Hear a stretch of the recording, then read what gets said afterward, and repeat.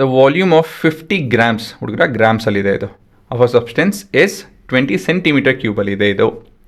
If the density of the water is 1 gram per cm³. ನೋಡಿ units ಎಲ್ಲ ಒಂದೇ ಇದೆ. ಮಾಸ್ ಗ್ರಾಮ್ಸಲ್ಲಿದೆ, ವಾಲ್ಯೂಮು cm³ಇದೆ, ತೊಂದರೆ ಇಲ್ಲ. ಈ ಥರ ಇತ್ತು ಅಂತ ಹೇಳಿದ್ರೆ ಹೆಲ್ಪ್ಫುಲ್, ನಮ್ಮ ಕೆಲಸ ಕಮ್ಮಿ ಅಂತ ಹೇಳಿ. Will a substance float or sink, ಮುಳುಗುತ್ತಾ ತೇಲುತ್ತಾ ಅಂತ ಹೇಳಿ, ಅಷ್ಟೇನೇನಿಲ್ಲ. ಹೇಗೆ ಮಾಡೋದಿದೆನಾ? ಮೊದಲೇದಾಗಿ ಗೀವನ್ ಬರೆಯೋಣ. ಹುಡುಗರ ನೀವು ಸ್ವಲ್ಪ ಬುದ್ಧಿವಂತಿಕೆ ಉಪಯೋಗಿಸ್ಕೊಬೇಕಂಡ್ರೋ. ಇಲ್ಲಿ ನೋಡಿ ಏನಕ್ಕೆ ಅಂತ ಹೇಳ್ತೇನೆ. ಇಲ್ಲಿ ನಿಮ್ಮ ಮಾಸ್ ಬಂದು ಎಷ್ಟಿದೆ? Mass is 50 grams. kg convert ಮಾಡಬೇಕಾ? ಬೇಡ.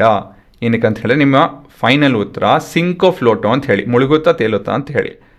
ಈ ಥರ ಇರಬೇಕಾದ್ರೆ ನೀವು ಕನ್ವರ್ಟ್ ಮಾಡೋಂಗಿಲ್ಲ, ಬೇಕಾಗಿಲ್ಲ ಅದು. ಗೊತ್ತಾಯ್ತಾ? ನಾವು volume of this is object, volume of the object is 20 cm³. ಸರಿನಾ?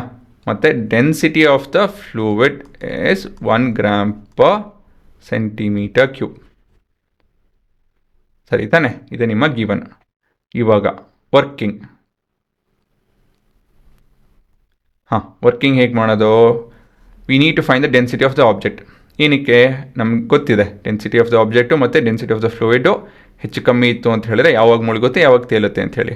ಸೊ ತುಂಬ ನೀವು ಫೋರ್ಸು ಅದೆಲ್ಲ ಕಂಡುಹಿಡಿಯೋ ಬದಲಾಗಿ ನೀವು ಡೆನ್ಸಿಟಿ ಕಂಡುಹಿಡಿತು ಅಂತ ಹೇಳಿದ್ರೆ ನಿಮ್ಮ ಉತ್ತರ ಸಿಗುತ್ತೆ ಅಲ್ವಾ? ನೀವು ವಾಲ್ಯೂಮ್ ಅಲ್ಲ, ಬಾಯಿಂಟ್ ಫೋರ್ಸ್ ಕಂಡುಹಿಡಿದು ಮತ್ತು ವೆಯ್ಟ್ ಕಂಡುಹಿಡಿದು ಅದು ಕೂಡ ಮಾಡ್ಬೋದು. ಅದು ಸ್ವಲ್ಪ ಉದ್ದ ಆಗುತ್ತೆ ಅದು ವರ್ಕಿಂಗ್ ಎಲ್ಲ. ಇಲ್ಲೇನಾಗುತ್ತೆ ಅಂತ ಹೇಳಿದ್ರೆ ಸಿಂಪಲ್ ಡಿವಿಷನಲ್ಲಿ ನಿಮಗೆ ಉತ್ತರ ಡೈರೆಕ್ಟಾಗಿ ಸಿಗುತ್ತೆ. ಸರಿನಾ? ಸೊ ಮೊದಲೇದಾಗಿ I need to find the volume of the, not volume, density of the object. So density of the object is given by mass of the object divide by volume of the object. ಇದೆಷ್ಟು ಬರ್ತಿದೋ? This is 50/20 gram per cm³. Calculate ಮಾಡ್ತು ಅಂತ ಹೇಳಿದ್ರೆ ಇದು ρ0 is equal to 2.5 gram per cm³. Gram per cm³ ಏನಕ್ಕೆ ಇಟ್ಟಿದ್ದೀನಿ ಅಂತ ಹೇಳಿದ್ರೆ ನಿಮ್ಮ density of the fluid is also in gram per cm³. ಏನು ಹೇಳ್ಬೋದು? As density of the object is more than density of the fluid, this implies the object will ಏನು ಹುಡುಗರ? ಸಿಂಕ ಫ್ಲೋಟಾ? ಮುಳುಗುತ್ತಾ ತೇಲುತ್ತಾ? ಹೌದು, ಫ್ಲೋಟ್.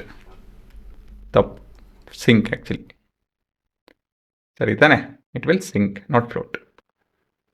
ಇದನ್ನು ಅಂಡರ್ಲೈನ್ ಮಾಡಿ. ನಿಮ್ಮ ಟೀಚರ್ ಇದು ನೋಡಿ, ಹುಡುಗನಿಗೆ ಗೊತ್ತು, ಮಗುಗೆ ಗೊತ್ತು ಅಂತ ಹೇಳಿ ಕಟ್ಟಲ್ಲ, ಟಿಕ್ ಮಾಡಿ ಇದನ್ನು ನೋಡೋದಕ್ಕೆ ಹೋಗಲ್ಲ, ಮುಂದೋಗ್ತಾರೆ ಅವರು. ಸೊ ಈ ಥರ ಆನ್ಸರ್ ಬರೆಯೋದು ಕಲಿಬೇಕು. ಸರಿನಾ? ಆನ್ಸರ್ ಬರೆದು ಈ ಥರ ಅಂಡರ್ಲೈನ್ ಮಾಡ್ತು ಅಂತ ಹೇಳಿದ್ರೆ ನಿಮ್ಮ ಟೀಚರ್ಗೂ ಸುಲಭ ಆಗುತ್ತೆ. ಆಯಿತಾ?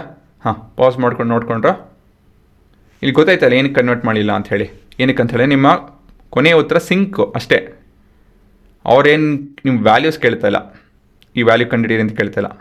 ಕೇಳಿತ್ತು ಅಂತ ಹೇಳಿದ್ರೆ ಅದು kg per cm³ ಅಲ್ಲ, ಸಾರಿ kg per m³ ಕನ್ವರ್ಟ್ ಮಾಡ್ಕೊಬೇಕಾಗುತ್ತೆ. ಆಯಿತಾ? ಅದು ನಿಮ್ಗೆ ಬೇಕಾಗಿಲ್ಲ. ಸೊ ಹಾಗಾಗಿ ಇದನ್ನೇ ಡೈರೆಕ್ಟಾಗಿ ಮಾಡಿದ್ದೀವಿ. ಮತ್ತು ಇವೆರಡು ಕಂಪೇರ್ ಮಾಡೋದು ಸುಲಭ. ಸೊ ಈ ರೀತಿಯಲ್ಲಿ ನಾವು ಬುದ್ಧಿವಂತಿಕೆ ಉಪಯೋಗಿಸ್ಕೊಬೋದು. ಸರಿನಾ? ಇವಾಗ ಪಾಸ್ ಮಾಡ್ಕೊಂಡು ನೋಡ್ಕೊಳ್ರಿ.